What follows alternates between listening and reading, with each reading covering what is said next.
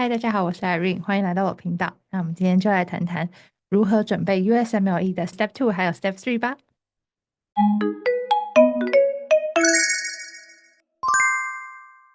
大家都知道，自从 Step One 变成 Pace and Fail 之后，Step Two 变得越来越重要。那过去的平均分数在这几年来也渐渐有在上升，所以现在 median 的成绩大概是在245分到250分之间。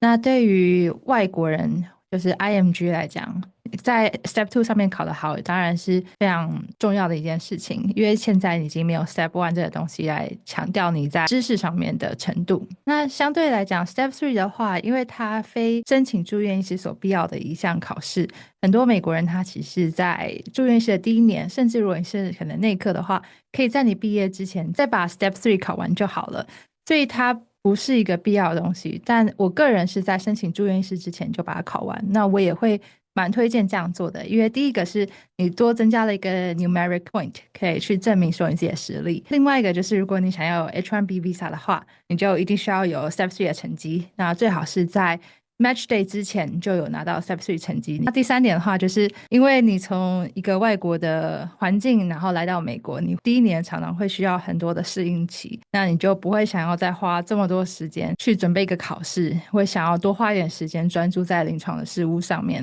所以我觉得，在申请住院医师之前，先把 Step Three 考完，在各种方面其实都算是还不错的一个决定。那 Step Two 跟 Step Three 的准备相对来讲，当然比 Step One 简单很多。简单很多的原因，并不是因为说它的题目比较简单。如果你跟我一样是比较喜欢 biochemistry pathway 胜过于 clinical pathway 的人，你可能会觉得 Step Two、Step Three 准备起来很痛苦。可是它简单的原因是因为它的 resources 比较 consolidate，很多人可能会说，你就只要做 UWorld 的 question 就可以了。那我自己也是觉得，其实 UWorld 就蛮充足的，不像说 Step One 你又有 Pathoma，又有 Boards and Beyond，又有Sketchy，然后各式各样不同的资源。常常有人就是会进入 analysis paralysis，根本就不知道要从哪个资源开始，然后最后就反而越弄越乱。那跟大家讲一下我的 timeline。那我是在2022年的6月开始准备 Step Two，2022年的10月左右考。所以中间总共过了4个月时间。那我前2个月是 dedicated，因为我那时候没有在当住院医师。那8月、9月、10月这段期间就是 part time 去准备 Step Two。那 Step Three 的话，我只是在2023年的3月开始准备，然后是7月1号的时候考，所以中间也是差不多4个月时间。那我那时候就是包含在台湾的工作，然后后来我大概5、6月的时候辞职，来美国做 clinical 的 observership。所以都比较算是 part time，没有做 dedicated time。如果有看过我 Step One 的准备的话，都知道我是一个 strong proponent for Boards and Beyond。那我觉得 Boards and Beyond 在 Step Two 跟 Step Three 的 preparation 还是一个很不错的资源。不过我比较当做是一个辅助的角色，一般来讲是我在运动的时候，我可能听一下，或者是我做 UWorld question 对于哪个 organ system 比较有问题的时候，我会透过 Boards and Beyond 来帮我复习。那除了 UWorld 自己本身的题库之外，它还有一个 UWorld 的 epidemiology，我觉得也是蛮推荐大家可以购买去做练习。因为其实 USMLE 的生统不会到太困难，通常都只是一个概念的东西。所以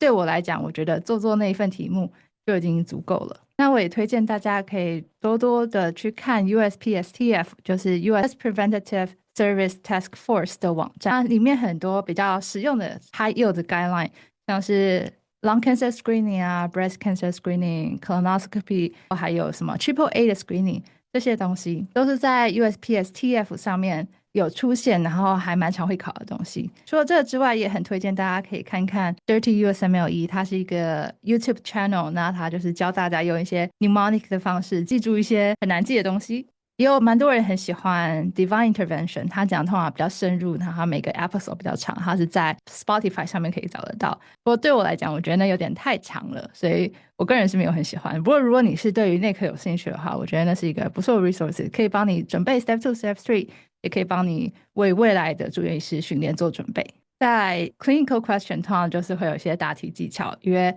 那些 clinical guideline 啊，然后一些处理的方式啊，通常都是有一定的逻辑所在。一般来讲，他给的选项里面，如果你不确定的话，你就先看这个 patient 的 vital sign。如果这 patient 的 vital sign 是 stable 的、稳定的，通常你的选择会是以最 conservative 到 aggressive。如果他的选择里面有 diagnosis 跟 treatment 合并在一起，那通常会先选择 diagnosis 的部分，或是如果这个 diagnostic procedure 同时兼具 treatment 的效果。那另外一个东西就是，如果他是问你一个 diagnosis 的问题，比如是他给你一堆 disease， 然后要你选出哪一个是最正确的 most likely diagnosis。那一般来讲，如果你没有看过那个选项，通常都不会是那个选项。那如果有一两个你可能不是很确定，你可以想想说哪一个是 no miss 的 diagnosis， 哪一个是最严重的疾病，那哪一个是可能 significantly change the patient's management。那以这些角度出发，通常就可以选出正确的答案。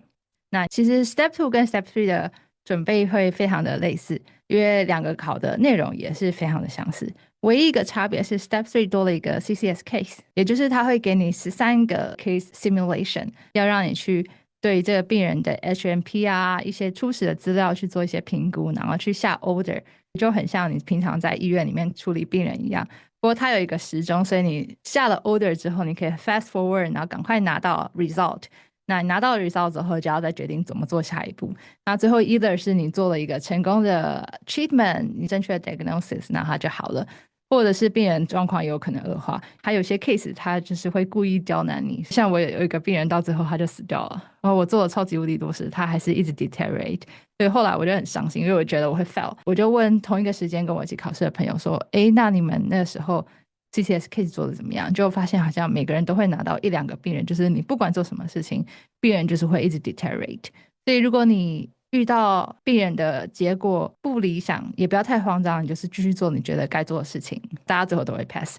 那这部分的话，很多人都会使用 CCS Cases 的这个网站来做 simulation， 我是觉得这个还不错。那 UWorld 自己本身也有 simulation， 可是我个人是没有使用 UWorld 的 CCS Case， 因为我听说它的界面跟真实的界面差的比较多，所以我是使用 CCS Case， 个人是觉得还不错。它就是每一个题目你解答完之后，它会给你详解。那它相较于其他所有 USMLE 准备的 resources 来讲，它也不算很贵，所以我觉得大家可以使用 CCS Cases 来准备 Step 3的 CCS Case。那其实做 CCS Case 有一些小技巧，因为你不需要去担心你每个卫教要多少时间啊，你每个检查多少钱啊，然后它也不会因为你多 order 的东西而扣你分，它只会因为你少 order 了、少做了什么 management、少做什么检查而扣你分。对，你可以想到什么东西，你就把它投入进去。每个人都打疫苗啊，每个人都卫教不要抽烟啊，这些东西基本上你不会被扣分。那另外一个是有一个叫做 INCA Protocol 的东西，大家可以自己上网查查看。它就是 ABCD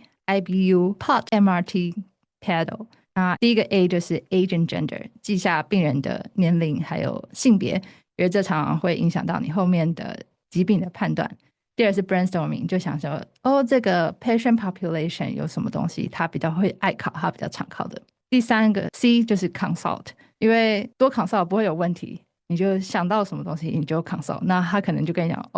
nothing to do 就算了。那如果你刚好 consult 到对的人，他的回答就会对你很有帮助。D 的话是 diagnosis step， 就是你要先有一个你的 differential diagnosis， 然后想想说哪些东西是我可能会需要 order 的。第一个 I 的话就是 imaging， 就是你基于这些 differential diagnosis， 你觉得你要 order 可能 chest X-ray 啊 CT 啊之类的东西。B 的话就是 blood work， 就是你觉得这些病人要抽什么血啊，然后可以帮你做这些鉴别诊断。U 的话是 urine， 就是 urine analysis。那 POT 的第一个 P 的话是 pregnancy test， 所有年轻女性不管是什么原因进来的都做个 pregnancy test。那 POT 的 O 的话是 others， 像是 ECG 啊 EEG 啊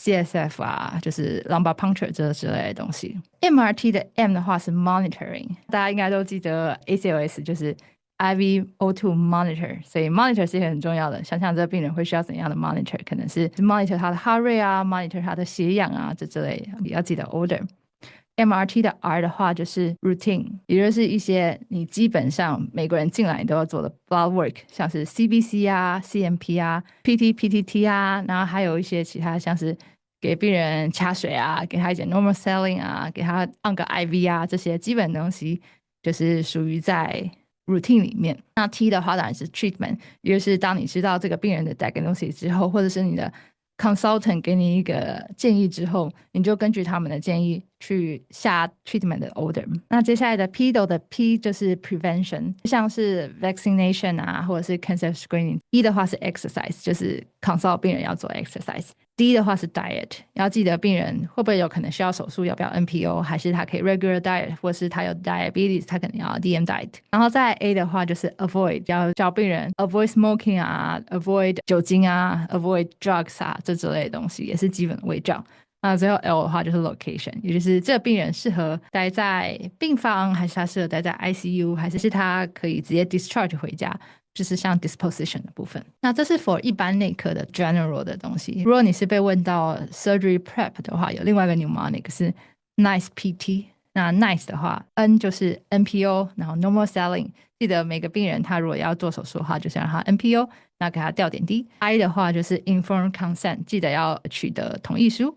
那 C 的话是 cefazolin， 当然 depends on what kind of surgery you are doing， 可是一般来讲 cefazolin 就是最常见的。E 的话就是 ECG， 就是记得做一个病人的心电图。那 PT 的 P 就是指 PT 跟 PTT， 记得测病人的 coagulation function。那 T 的话就是 type and screen 的输血准备。好，所以以上就是我 CCS 使用的一些 mnemonic， 有点长，不过如果你记下来，一开始你就把它写在纸上，然后你在做每个 case 的时候，你就按照这个顺序去做，基本上你就不会漏掉太多东西。那接下来就是稍微讲讲 Step 2跟 Step 3考试当天做什么事情。大家都知道 Step 1是非常累人考试，要考8个小时。Step 2跟 Step 3绝对没有比较好。Step 2要考9个小时左右，那 Step 3是要考2天，第一天大概7个小时，第二天可能要考到9个小时。所以非常的累人。那当然当天的精神状态要保持好。所以我的 strategy 跟 Step 1的时候一样，大概从考试前的1个礼拜左右，就是以比较轻松的 review 为主，可能看看之前错的问题啊，然后每天可能做个20题题目啊之类的，就保持手感，可是不要让自己太累，准时睡觉，然后保持好精神，这样考试当天才可以稳定发挥。那另外因为 Step 3是分成2天的考试，第一天跟第二天中间可以隔0到14天，不需要 back to back 的考这个考试。我个人是在中间多留了1天的时间去休息，然后准备我的 CCS case， 因为我 CCS case 其实模拟题我并没有全部做完，我大概只做了75% 左右。那在中间休息那段时间，我就是狂刷题，还有复习我 score 比较低的题目。然后我会推荐说，如果大家不赶时间的话，可以中间隔1到2天，这样第二天考试的精神会比较好一点，因为考7个小时真的很累。那另外一点要注意的是 Step 3只能在美国考，所以大家可以趁着来美国做 clinical rotation 的时候把这个考试考掉。讲了那么多，我到底 Step 2跟 Step 3考多少分呢？噔噔噔噔噔，我 Step 2是263分，然后我的 Step 3是258分，应该都还算不错的成绩。就希望这些经验可以帮助大家考到好成绩，然后申请到自己想要的 program。我们就下次再见喽，拜拜。